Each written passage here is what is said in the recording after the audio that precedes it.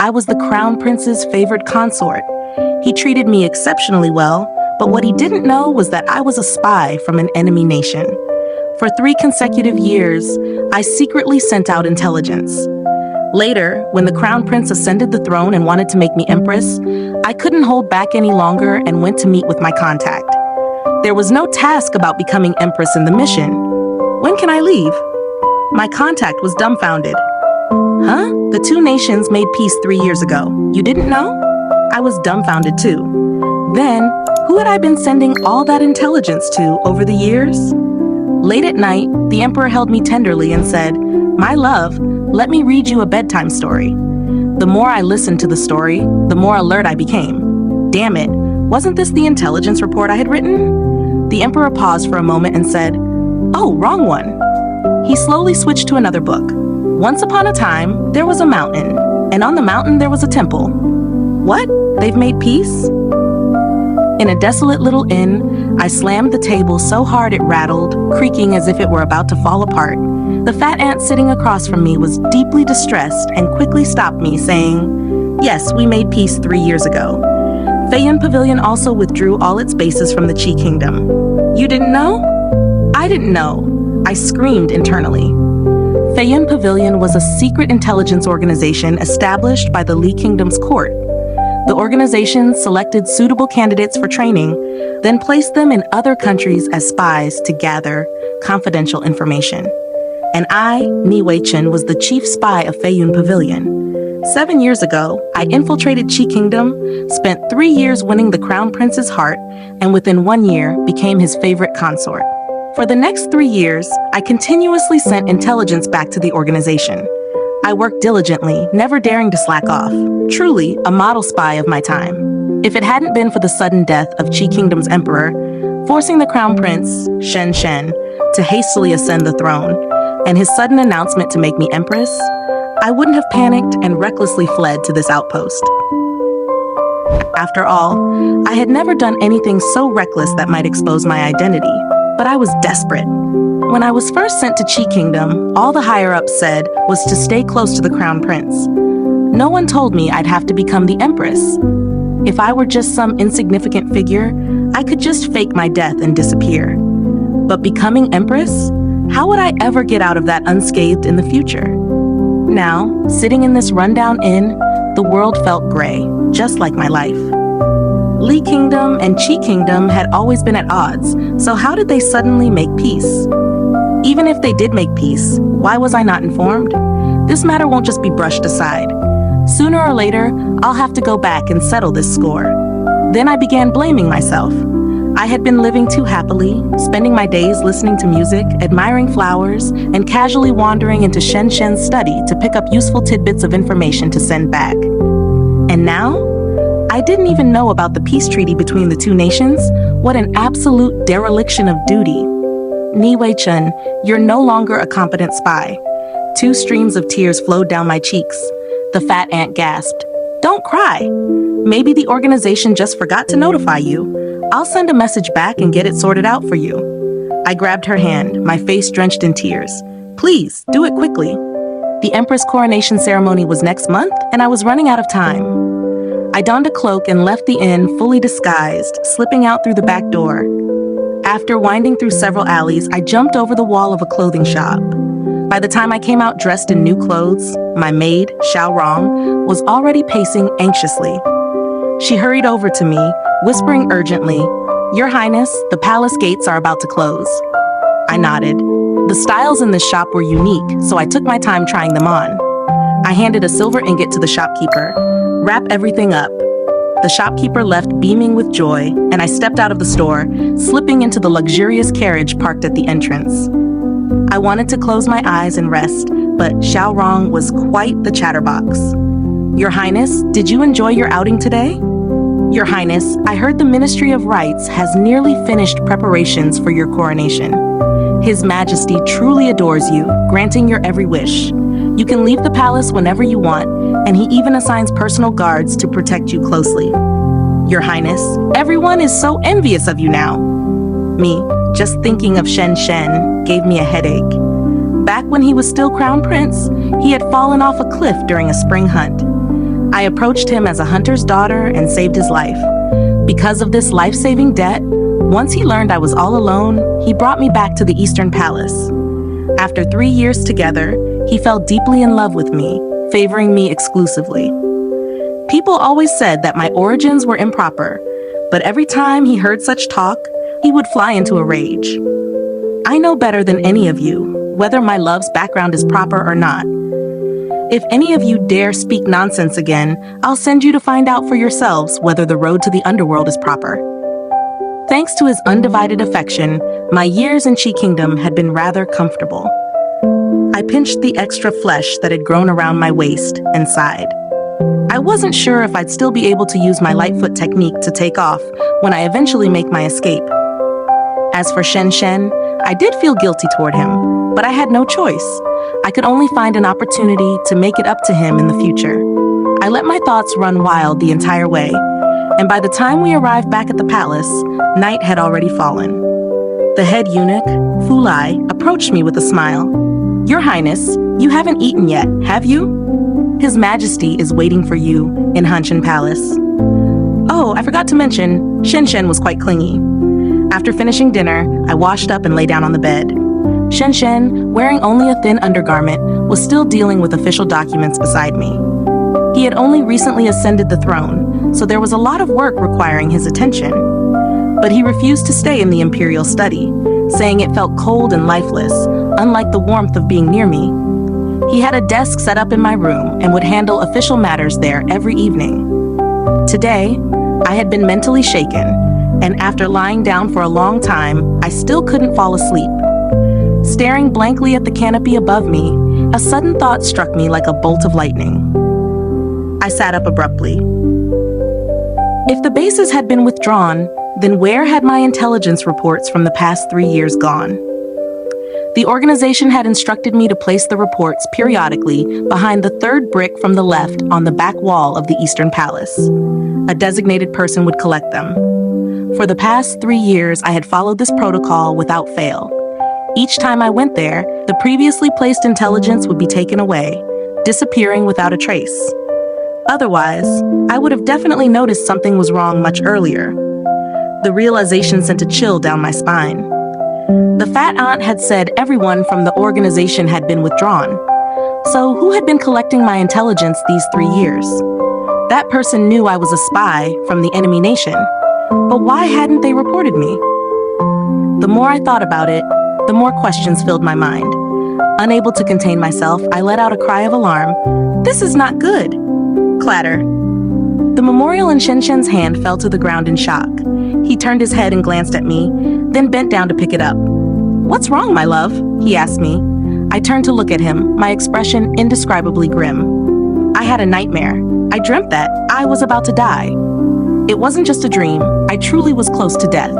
According to the iron rules of Feiyan Pavilion, if a spy's identity was exposed, they had to take their own life immediately. This was an act of loyalty to the nation and a way to preserve their dignity. Shen Shen didn't respond right away.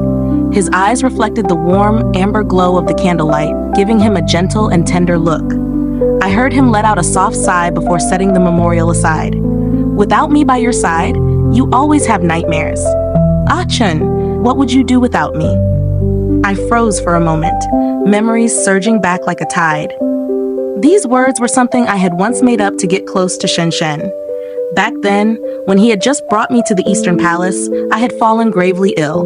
Even in sickness, I never forgot my duty as a spy. To evoke Shen Shen's pity, I would often cling to his sleeve in my sleep. I lied to him, saying that I would have nightmares if I were apart from him. Ever since then, he stayed with me every night. If he couldn't, he would leave a frequently worn robe beside my pillow. Over time, it had become a habit. Shen Shen got up and blew out the candle on the table. He lay down gently beside me, reaching out to pull me into his embrace. "Is this better?" he asked. I nodded. The familiar scent of him filled my nose, and unexpectedly, I felt a lump in my throat. "All right, let's sleep," he said softly, patting me with gentle movements. As his breathing gradually became slow and steady, I found myself tossing and turning, unable to fall asleep. My restlessness woke Shen Shen. He let out a sigh, a little helpless. "Still can't sleep?" I sat up, about to get out of bed. I'll go sleep in the side room so I don't disturb you. He chuckled lightly and pressed me back down. It's fine. How about this? Shall I read you a story? I looked at him, puzzled. What story? He casually pulled a book from the box under the bed, opened it to a random page, and perhaps because he had just woken up and his mind was still foggy, started reading it out loud without a second thought. Shen Shen's voice was incredibly pleasant, though it was a little hoarse at the moment. On the 7th day of the 6th month, Prince Qi Nanyang and Crown Prince Shen Shen discussed matters in the Eastern Palace regarding the earthquake in the south. I abruptly widened my eyes. Wait, why did this sound so damn familiar? It sounded suspiciously like an intelligence report I had written last year. I turned my head and stared at Shen Shen in horror. He paused, then patted my head and calmly closed the booklet with deliberate ease. Wrong one. I'll change to another. Buddy, I don't think this is a problem that can be solved by just changing to another book. Shen Shen seemed entirely unfazed as he opened another book. Once upon a time, there was a mountain, and on the mountain, there was a temple. In the temple, there was an old monk and an old nun? What kind of nonsense book is this? Shen Shen muttered, then couldn't hold back and let out a yawn. My love, it's time to sleep. I watched as he neatly placed both books back into the box under the bed, then turned over and immediately fell asleep. He must have been utterly exhausted. Meanwhile, I was completely wide awake. His nonchalant attitude made me question myself. Did I just mishear? Was what he read really my intelligence report? It couldn't be, right? But it sounded so much like it. I quietly climbed out of bed, carefully trying to reach over Shen Shen to grab the box. But Shen Shen's long arms swiftly scooped me up, pulling me entirely into his embrace. Helplessly, he said, My love, I have to attend court early tomorrow. Please have mercy on me. I lay against his chest, holding my breath and focusing intently. I had planned to wait until he fell soundly asleep before making my move. However, his embrace was so warm that, without realizing it, I drifted off to sleep as well. The next day, when I woke up, Shen Shen was already gone. Along with him, that small box had also disappeared. I broke out in a cold sweat. Xiao Rong came in from outside. Your Highness, you are awake? I will assist you with washing up. Shen Shen acted as usual. No matter how much I tried to subtly probe, he showed no signs of anything unusual. Yet the cloud of doubt in my heart only grew heavier. Half a month later, an envoy from Jingshu Villa arrived to deliver the Empress's ceremonial attire. Hidden within the attire, I found a small note. Tonight at midnight, at the Shiwa Gate, return to Li. At the bottom was a tiny mark of the Feiyun Pavilion. Suppressing the surge of excitement in my heart, I carefully burned the note. The fat ant was so reliable. Finally, these days of living in constant fear were coming to an end. I could finally retreat. Shen Shen came to my courtyard again tonight, just as he always did. I lit some tranquilizing incense, and before long, he started to feel drowsy. With his eyes closed, he held me tightly and said, My love, I've realized I really can't live without you. Will you always stay by my side? I will, I replied softly, coaxing him as I carefully pried his hands off my waist. Shen Shen had already fallen into a deep sleep. I swiftly changed into night attire, slung a bundle over my back, and just before leaving, I turned to look at him one last time. His sleeping face was peaceful, though his brows were slightly furrowed, as if he were dreaming of something troubling. I sighed and couldn't help but step forward to smooth out the crease on his forehead, then leaned down to leave a kiss on his face. Shen Shen, take care. I was relieved that my light foot technique hadn't deteriorated too much. The journey was fraught with tension, but without incident. At last, I arrived at the Shiwa Gate, just in time, at midnight.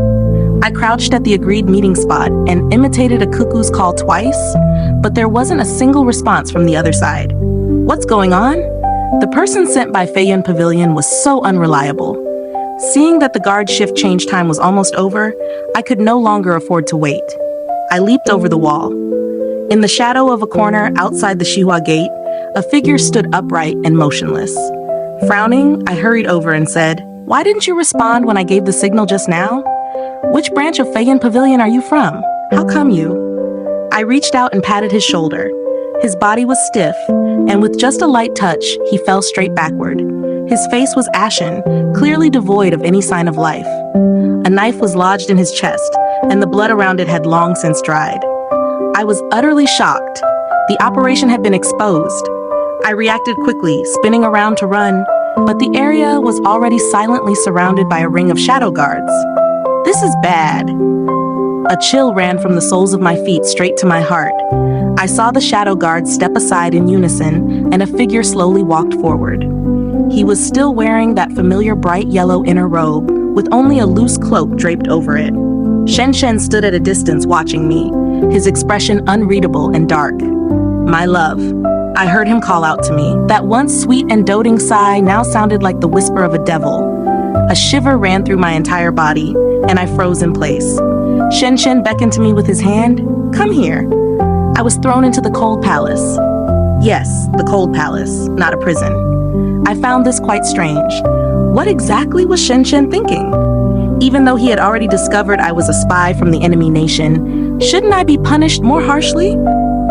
Even if the two countries had recently made peace, it was unlikely he would let me off so easily. There must be a trick. I sat in the courtyard, sipped on freshly brewed fruit wine, and furrowed my brow in thought. Oh my, isn't this consort wrong who is about to be crowned Empress? A coquettish voice floated in from outside the door. I turned my head to look and saw a woman dressed exquisitely and regally walking in slowly with her chin slightly raised. Oh, it was Lin Shuang, the daughter of Qi Kingdom's left chancellor and one of Shen's consorts who entered the palace after his ascension. She had always disliked me, thinking I was of low birth and shallow, but she was wary of Shen's favor towards me and didn't dare to confront me openly. But now I had made a grave mistake, incurred the emperor's wrath, and news of my being thrown into the cold palace had spread throughout the harem. Although no one knew exactly what crime I had committed, that didn't stop them from coming to kick me while I was down. Lin Shuang was the first in line. She sneered, "Consort wrong, this cold palace is harsh. You're used to a life of leisure. You must be." Upon taking in the scene within the palace, Lin Shuang's words came to an abrupt halt, followed by a sharp intake of breath. She looked at the fruit wine and pastries on the table, then at the palace maid fanning me, and finally at the luxurious and opulent decorations in the hall. Her brows furrowed deeper and deeper. "This is the cold palace?" I froze for a moment. Yes, I think. If Shen said so, then it must be true. Lin Shuang stared at me, her brows finally relaxing after a long pause. "You bribed the eunuch in charge, didn't you? You're quite clever." She was certain I had already fallen out of favor. Slowly, she stepped toward me, raised her hand, and overturned my plate of pastries and fruit. How could someone who made a mistake deserve to eat such food? If you want to talk, then talk. Why waste food? It's such a shame. Before entering Feiyan Pavilion, I had been a beggar. Eating spoiled leftovers was just another day for me. Even after life improved, I never stopped treasuring food. Thinking of this, I couldn't help but look up and glare at her. Lin Shuang was furious. "How dare you glare at me?" I had things on my mind and really didn't have time to deal with her. "If you have nothing better to do, just leave already." Lin Shuang was astonished. "How dare you chase me away?" "What else?" I pointed at the stone bench in front of me. "Would you like to sit down and have a meal together?" She snorted coldly and sat down on the bench without hesitation. "You think I wouldn't dare?" It was indeed time for dinner. When plate after plate of delicacies were brought up, Lin Shuang exclaimed, "Niwei-chun, how much silver did you give the eunuch in charge?" I simply smiled without responding. "Oh, dear girl, you just wouldn't understand." I reminded her, "I know you're probably hungry looking at this table of food, but don't eat yet. Someone hasn't arrived." Lin Shuang gave me a suspicious look. I glanced past her and let out a sigh. "He's here." Shen strolled in leisurely. When he saw Lin Shuang, he raised an eyebrow slightly. "Consort Lin, what brings you here today?" "All right, let's eat. I'm starving," I said and began eating first. Lin Shuang stood up awkwardly to offer her greetings, then said blankly, "I will not disturb your majesty and Consort Wrong's meal. I'll take my leave." Then she walked out awkwardly. Outside the door, Lin Shuang took a deep breath and exclaimed, "Who on earth spread the rumor that Niwei-chun has fallen out of favor and spends her days in the cold palace crying her eyes out? What utter nonsense!" If she were out of favor, how could the emperor visit her every day for meals? How could he still call her my love? Lin Shuang finally figured it out. Niwei Chen hadn't fallen out of favor. She'd simply moved house. That's all. I looked at Shen Shen across from me, who was eating slowly and methodically, and had countless questions I wanted to ask. But in the end, I swallowed them all, because Shen Shen didn't like to talk while eating. After finishing his meal, Shen Shen raised his eyes and looked at me with a smile. My love, why aren't you eating? Is today's meal not to your taste? Thank you, but I can't eat. In the past, I thought Shen Shen was an honest and simple man. Now I realize I had never truly understood him. I didn't know how he saw through my identity as a spy, nor did I know why he spared my life. And I certainly didn't understand why he could still smile at me and call me my love at this very moment. Shen Shen's thoughts ran too deep. I couldn't fathom them. He beckoned to the back, and Fulai stepped forward with a pot of wine. Shen Shen said, "This is a new brew from the Imperial Kitchen. It's sweet and refreshing. Would you like to try it?" I looked at the white porcelain bottle and recalled the storybooks I'd read before. Suddenly, it all made sense. This was it, a cup of poisoned wine to send me on my way. It made sense. I had deceived him for so many years. Any normal person would not be able to tolerate it. Letting me die with dignity was probably his last act of kindness. I accepted the wine he handed over, running my fingers over the smooth surface of the cup. My hands trembled slightly. After all, people are afraid of death. Seeing that I hadn't moved for a long time, Shen Shen softly called out, "My love?" Instinctively, I replied, "Don't rush me." I was still gathering the courage to face death. After a moment, I raised my head to look at him. "I have a few things I want to say to you." Upon hearing this, Fulai, understanding the situation, led the palace maids serving nearby to retreat to a distance. Only Shen Shen and I remained. I took a deep breath and poured out everything I had been bottling up in my chest all this time. I am a spy trained by Feyan Pavilion of the Li Kingdom. I came to Qi Kingdom 7 years ago, approached you, and have been lurking by your side ever since. Yes, I know. Shen Shen's voice was calm, without much fluctuation, and he didn't seem surprised.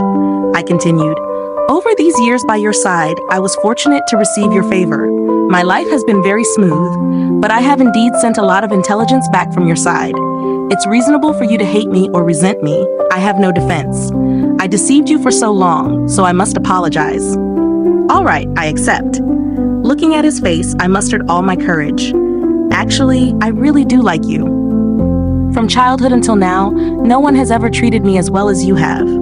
You'd sleep by my side, read me stories, take me to admire flowers in the spring and watch the snow in the winter. You taught me how to read and write, and you also told me that a woman can live for herself. But I just can't live for myself." Shen Shen's voice was gentle. "You remember all that?" "I do," I nodded. "I remember all the kindness you've shown me, and I've been doing my best to treat you well in return. But Shen Shen, we're destined to be different kinds of people. What I owe you in this life, I can only repay in the next." I spoke these words with complete sincerity, and my eyes stung with emotion. After saying all this from the depths of my heart, I felt as though a great weight had been lifted. Shen Shen froze for a moment. "You." Before he could finish, I downed the wine in one gulp. A refreshing sweetness spread in my mouth. This poisoned wine tastes surprisingly good. Since I was going to die anyway, I grabbed the wine pot and took several more gulps. The imperial family's poison certainly had a decent flavor. It didn't hurt yet. As I reflected on my life, a sense of gratitude filled me. Apart from some hardships in my youth, I hadn't really suffered much. According to Feyan Pavilion's iron rules, I should have ended my life the moment I was discovered. But Shen Shen had acted too swiftly, confiscating my weapons and poison. He had even meticulously checked my teeth to ensure I couldn't hide anything there. I had thought he planned to interrogate me. Thanks to him, I could leave with some dignity and without pain. My head began to feel heavy, and my vision blurred. Shen Shen reached out to steady me. I grasped his hand, buried my face in his palm, and slowly closed my eyes. I opened my eyes the following afternoon. A splitting headache hit me, and I supported myself on the bed to sit up. "Your Highness, you're awake?" Xiao Rong came over to help me. "Yesterday, you drank an entire pot of wine and passed out." His Majesty carried you back here." I didn't quite catch what she was saying. My mind was fixated on a single thought. Why wasn't I dead yet? Was that wine really just ordinary wine? But I even gave my final words before drinking it. So now my last words had turned into a heartfelt confession? I might as well have died. I collapsed back onto the bed, staring at the ceiling, feeling like life had lost all meaning. Xiaorong continued chattering. "His Majesty stayed here with you all night and only left at dawn. He told me to let you wait for him. He'll come by tonight to discuss something important." Something important? I thought about it but couldn't figure it out. When night came, Shen Shen didn't show up. He only sent Fu Lai to say that there had been severe flooding in the north, causing heavy casualties, and that he was discussing disaster relief with the ministers and would have to stay in the Yangxin Palace for the next few days. I had nothing to do all day in this cold palace. Surrounded by shadow guards, I couldn't even leave, so I moved a ladder to chat with the elderly consort in the palace next door. The elderly consort was advanced in age, her mind somewhat muddled, and she often seemed lost in her own thoughts. She mistook me for a palace maid and ordered me around, asking me to bring her food and drinks. After a few days, we became familiar with each other, and she started sharing stories about life in the palace. She spoke about which consort the late emperor favored the most, who she got along with best, and who resorted to every possible scheme out of jealousy and competition. Listening to these past events was actually quite entertaining. As she rambled on, she eventually mentioned the late Empress, none other than Shen Shen's mother.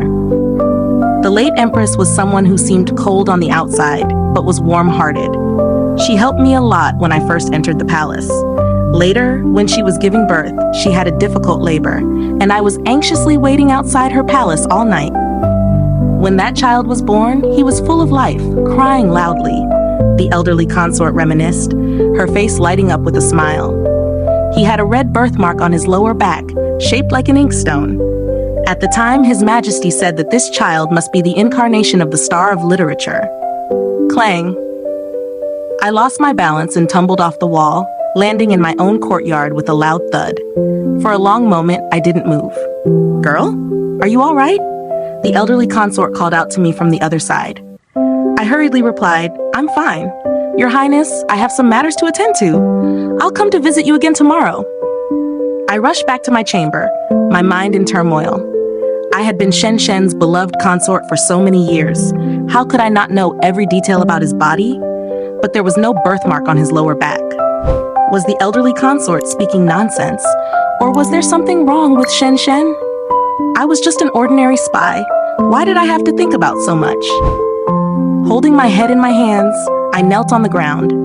I was so lost in thought that I didn't even notice when someone entered my chamber. A pair of embroidered shoes appeared before me. I looked up, only for the person to swiftly cover my mouth with their hand. "It's me." The visitor was dressed in a palace maid's attire. Although we hadn't seen each other in 7 years, I recognized her instantly. Su Yue, my best friend from Feiyun Pavilion. My eyes widened as I looked at her, signaling her to let go of my mouth. She released her hand, and I quickly stood up, pulling her to a hidden spot. "Why are you here?" In a low voice, Su Yue replied, "I was ordered to come and bring you back to Li Kingdom. Get ready, we'll look for a chance to leave tonight." I didn't know whether to marvel at the organization's unwavering commitment to me, or to rejoice at the thought of regaining my freedom. In the end, I simply nodded and ran off to pack my belongings. I hadn't expected the opportunity Su Yue mentioned to come so soon. By evening, Lin Shuang arrived at the cold palace with a group of palace maids.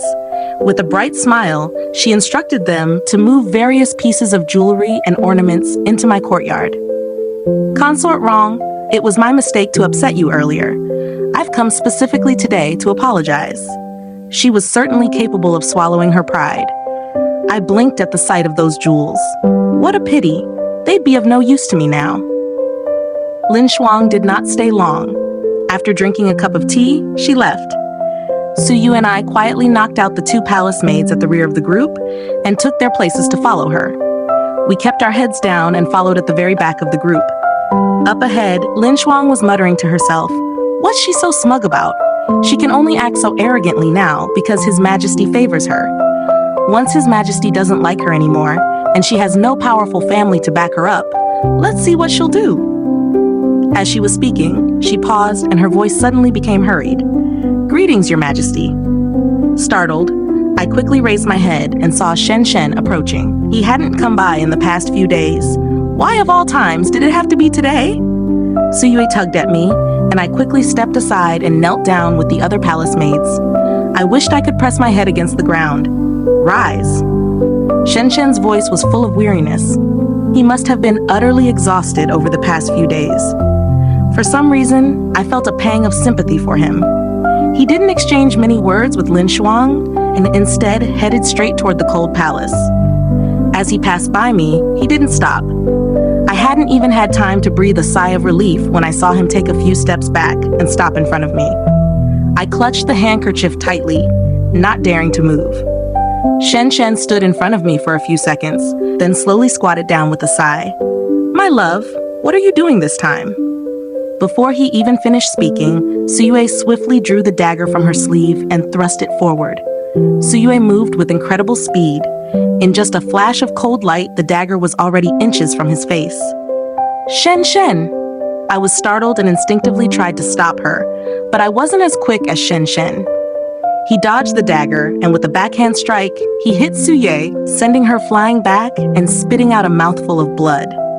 I never knew Shen Shen knew martial arts. By then, Suyue was already pinned to the ground by the shadow guards, unable to move. Lin Shuang screamed in terror and fled along with the palace maids. Shen Shen pulled me up from the ground and gestured to the shadow guards. Take her away. Suyue was dragged off, while Shen Shen held my hand and brought me back to the cold palace. Dinner had already been prepared. He motioned for me to sit down. I know you have many questions right now. Eat first. After the meal, I will answer all your questions. This meal was torture for me. It felt like sitting on pins and needles, like chewing on wax. Shen Shen didn't eat much either. After the dishes were cleared away, he took me to the prison. Suyue had already been tortured, her body covered in bloodstains. Instinctively, I tried to run over, but Shen Shen grabbed my arm and dragged me into the adjacent secret room. From here, I could see everything happening over there. Someone splashed water on Suyue to wake her up and asked, "Speak, what is your real purpose in coming here?" Suyue, her consciousness hazy, opened her mouth with difficulty and said, "To take Niwei Chen away, and if necessary, to kill her." To kill her. I stared at Suyue, clutching my skirt so tightly that the fabric wrinkled. For what reason? The person asked again. Suyue paused for a moment before replying, "To restrain Chu Yuebai. If the mission fails, killing her will serve as punishment for Chu Yuebai's betrayal of Feiyun Pavilion." The moment the name Chu Yuebai came out, I felt like I had been struck by lightning from head to toe. Chu Yuebai was a legend of the Feiyun Pavilion. It was said that he joined the pavilion at the age of 6, took on his first mission at 13, traveled across nations, and managed to steal classified intelligence while escaping unscathed from numerous pursuits and ambushes. He had always been the person I admired the most, but I didn't even know him. How could I be used to restrain him? I thought perhaps the only person I could possibly be used to restrain was Shen Shen. Something flashed through my mind. Suddenly, I recalled the words of that elderly consort. If Shen Shen truly had something to hide, if he wasn't the real crown prince, then who was he? Could it be? I turned my head in shock to look at Shen Shen. "Let's go," Shen Shen said. "I will tell you what happens next." By the time we returned, the sky had already turned dark. Shen Shen carried a lantern, leading me slowly back. The cold palace's bedchamber had been arranged to look identical to Hanchun Palace. We sat facing each other, but the atmosphere was completely different from before. There was a certain tension. After thinking for a moment, Shen Shen said, "You might have heard of my other name. I am called Chuyubai. Let's skip the part you already know. I'll tell you something you don't know." Chuyuebai's voice was calm and steady, as if he was telling someone else's story. When I was 16, I was ordered to come to Qi Kingdom. My mission was to become Crown Prince Shen Shen's personal bodyguard and infiltrate the royal palace of Qi. At first, the mission progressed smoothly. I managed to secure the position of Shen Shen's personal guard. Shen Shen was a playful person. He often sneaked out of the palace, taking only one or two guards with him. Once, he only took me with him, and it was during that time that he had an accident. It was the Lantern Festival. The streets were packed with crowds, and Chue Bai and Shen Shen were soon separated by the surging tide of people. It was an hour later when he finally found Shen Shen. The crown prince was lying in a filthy alley, his luxurious garments stripped, his money pouch stolen, and 2 stab wounds on his body, each fatal. Shen Shen, crown prince of Qi Kingdom, died just like that, quietly, absurdly. With his death, Chue Bai's mission was deemed a failure. He initially planned to leave the city immediately, but felt a surge of unwillingness. So he returned. He looked at Shen Shen's body and made a decision. He would replace Shen Shen. The two were of similar build, and Chue Bai purchased a human skin mask from the ghost market. 3 days later, he returned to the palace. He was punished with confinement in the Eastern Palace. The Empress came to scold him, the Emperor came to reprimand him, and the nanny came to console him. Yet, not a single person noticed anything unusual about him. No one realized that the crown prince had already been replaced by someone else. This matter was the greatest secret of Feiyan Pavilion. To prevent more people from noticing, Chue Bai sent a letter to Feiyan Pavilion.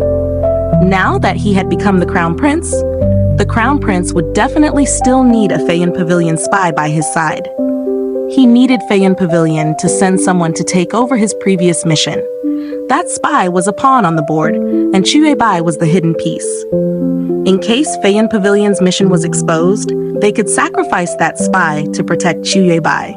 Hearing his explanation, I almost couldn't wrap my head around it. After lowering my head and pondering for a moment, I suddenly understood. So, I'm that spy sent here to cover for you. Chue Bai looked at me and couldn't help but smile. Yes, I requested Feiyan Pavilion to send someone clever enough for the role. I asked Feiyan Pavilion to send a spy who was stupid enough, a spy that I wouldn't have to put much effort into fooling. 3 months later, I met Ni Wei Chun during the spring hunt. Her being assigned to this task was truly well-deserved. On her very first day at the Eastern Palace, she couldn't wait to sneak into my study. If I hadn't dismissed the guards in advance, she would have been exposed right then and there.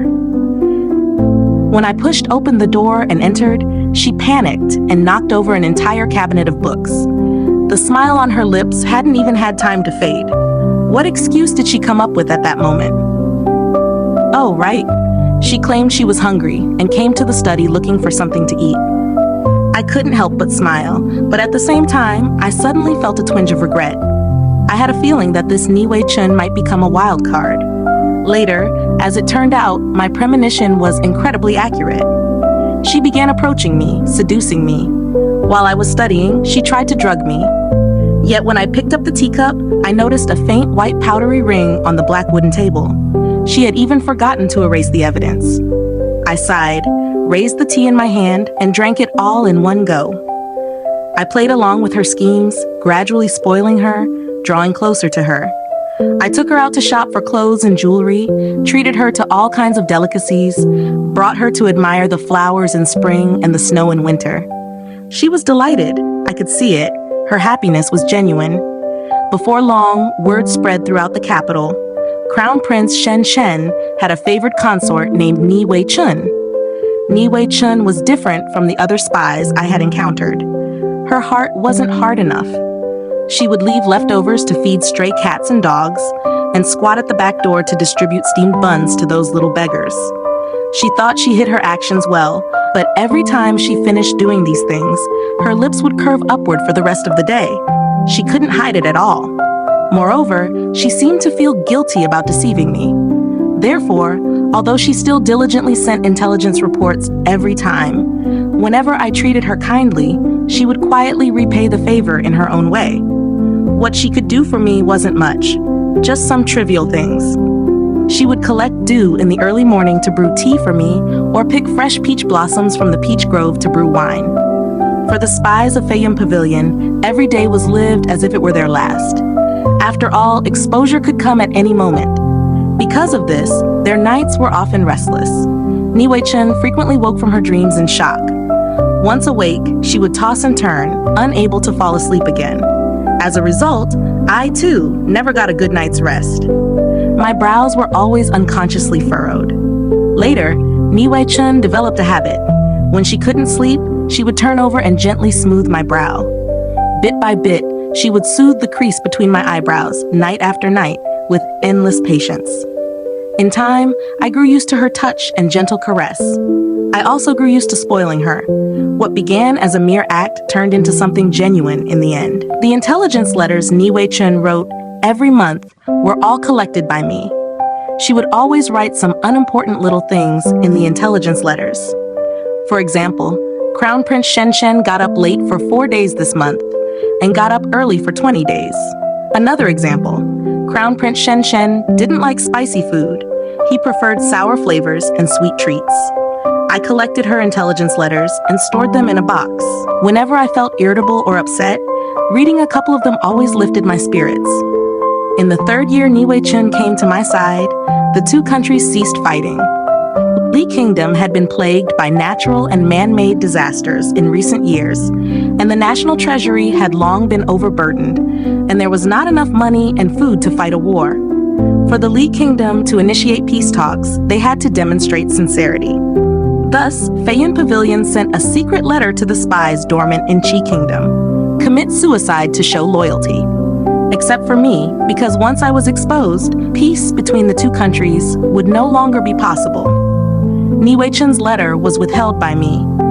I suddenly realized that I was a little reluctant to let her die. The methods of Feiyun Pavilion were straying further and further from the original purpose for which the pavilion was established.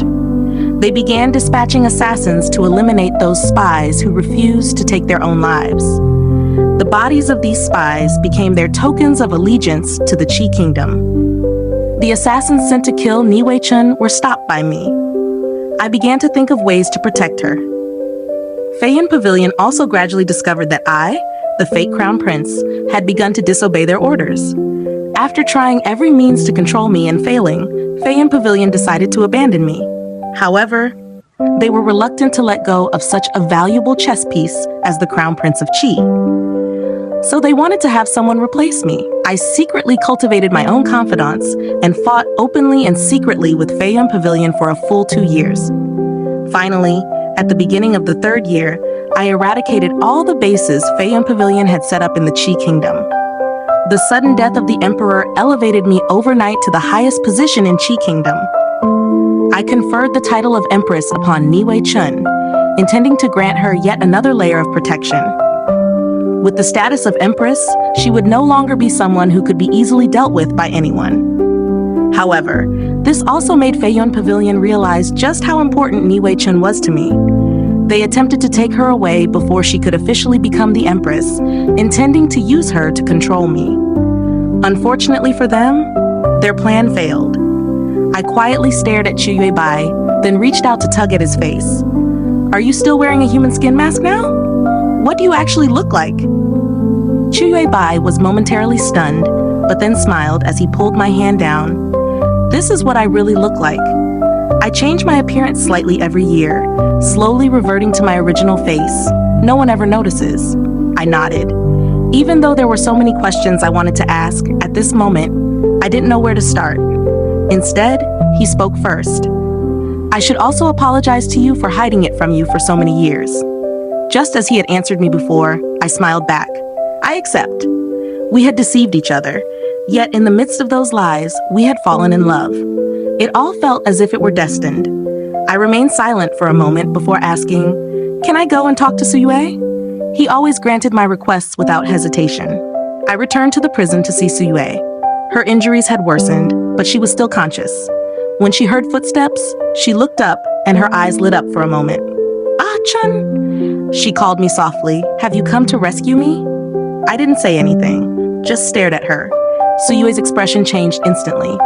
"Ah, so you already know?" She let out a low laugh. "He really does spoil you." I forced myself to speak. "Do I really have to die? You should have died a long time ago." Suyue's face twisted into a grimace. "You should have died 3 years ago. It was him who kept protecting you." "Niwei-chun, why you? Among the spies from Feiyun Pavilion, you're the stupidest, the most useless, and the weakest in martial arts, but somehow, Your luck is the best. Su Yue really hated Ni Wei Chun. She was sent to another country to lie dormant in a minister's residence.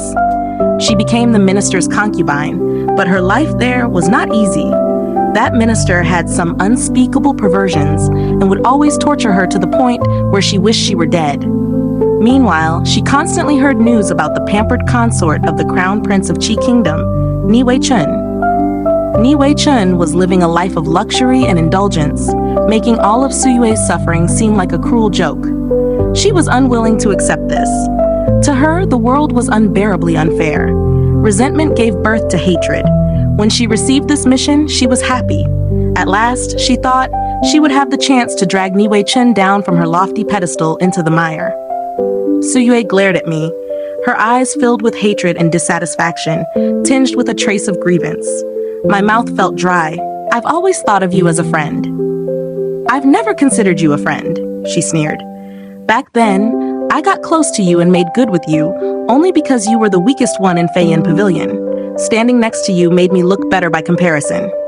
I was merely using you to set myself off. I nodded. But I still treated you as a friend. After all, when I first joined Feiyan Pavilion, you were the one who protected me. You were also the first to show me kindness. I'll remember the good you did for me. From now on, I won't see you as a friend anymore. After all, you once thought about killing me. Su Yue said nothing, and I fell silent too. I didn't stay there for long. When I returned to the bedchamber, the lamps in the hall were still lit. I realized that I was still used to calling him Shen Shen. I had called him that for so many years, and even my murmured words of love were for him. I couldn't change it anymore. Shen Shen saw me and set down the memorial he was holding. The fatigue on his face was unmistakable. He had been discussing matters in the Yangxin Palace for the past few days and hadn't rested well. "Ah, Chen," he called out to me softly.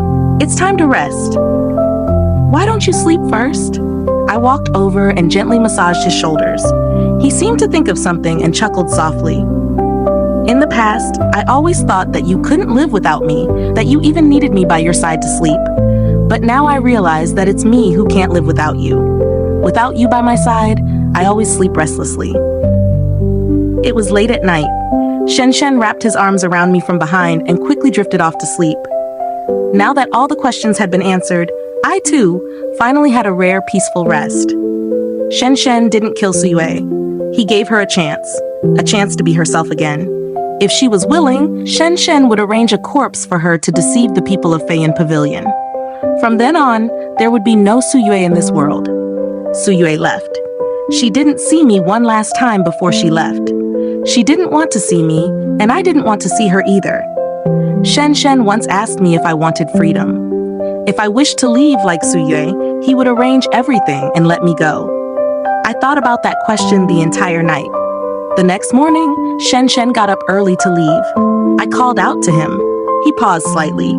"If there's anything, we can talk about it when I come back at night." It seemed he was also avoiding my answer to his question. I didn't let him have his way. I said, "I've thought about the question you asked me before. I want freedom." Shen Shen's tense shoulders eased slightly. When he turned to look at me, the smile on his lips remained, but it didn't reach his eyes. "All right, I'll make arrangements." I interrupted him. "I do want freedom, but freedom can't give me what I truly want." Shen Shen was taken aback.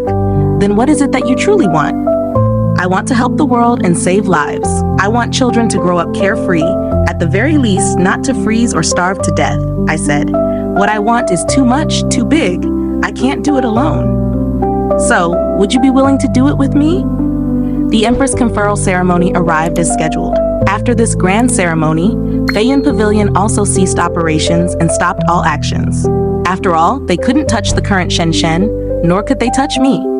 If the struggle continued, this organization, which could only survive in the shadows, would face inevitable destruction. We in Feiyan Pavilion checked and balanced each other, achieving a strange balance.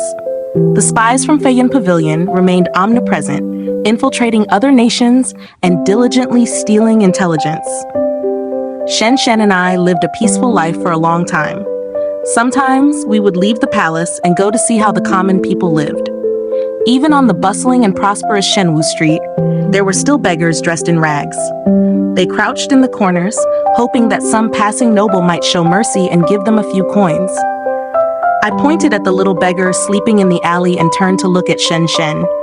"Have I ever told you about my past?" Shen Shen shook his head. I smiled and said, "I used to be just like them." Every day I struggled with hunger and cold, constantly scolded and beaten, living in a tiny corner of the world under the disdainful gazes of the nobles.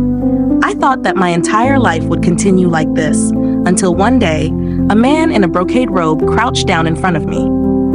"Little girl, I know a good place. Do you want to come with me?" He took away several little beggars, bringing us to a place that I only later learned was called Feiyun Pavilion. On my very first day at Feiyun Pavilion, I saw Chu Yue Bai. He stood on the terrace at the very top of Feiyun Pavilion, glancing down with a calm gaze. Despite his young age, he radiated such brilliance that it was impossible to look away.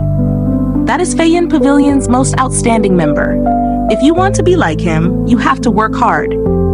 Something suddenly bumped into my leg while I was lost in thought. I looked down and saw a little girl who had fallen to the ground, staring at me in terror. She was utterly frightened and hurriedly kowtowed. "Please spare me, noble lady, please spare me." A beggar's life was the least valuable. The wealthy could kill a beggar without facing any consequences. I too had once lived like this, cautiously as if treading on thin ice. I bent down, pulled her up, and handed her a piece of pastry. "Go on." She looked at me in astonishment before quickly running away.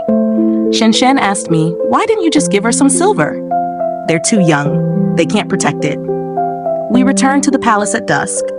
As soon as we returned to Hanchun Palace, I dashed into the bedchamber, took over Shen Shen's desk, and buried myself in writing. When night fell, Shen Shen returned from the imperial study. Curious, he walked up to me and asked, "My love, what are you writing?" "Take a look." I handed him a sheet of paper filled to the brim with my writing. "I want to establish an organization like Feiyun Pavilion." Shen Shen was stunned for a moment. "To train spies?" I shook my head. "To nurture children. I want to take in those little beggars and children from impoverished families. We could invite literary teachers to teach them how to read and write, martial instructors to train them in combat, and accountants to teach them ACUS skills and commerce. Once they've learned enough, we could help them find work, like becoming a study servant for wealthy families, joining the military, or apprenticing at tea houses. They would be able to support themselves, and the nation could discover more talent in the process." Shen Shen carefully and seriously read over what I had written, then looked at me with some surprise. "My love, you must be a genius." His exaggerated praise made me very happy. "Your ideas are excellent. If we can refine the specific regulations, they can be implemented very soon," Shen Shen said as he folded the paper and placed it on the desk. "My love, it's already 9 p.m. We should rest now." I was still brimming with energy, so I pulled out a blank sheet of paper and began writing again. "I have so many more ideas. I need to jot them all down. You can go to sleep first." Shen Shen tried to persuade me to no avail and lay down on the bed alone.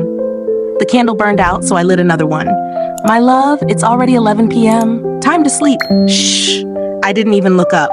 "I'm at a critical point. Just wait a bit longer." I didn't know how much time had passed, but from the bed, his voice sounded again, full of grievance. "My love, it's now 1 a.m. I couldn't take it anymore.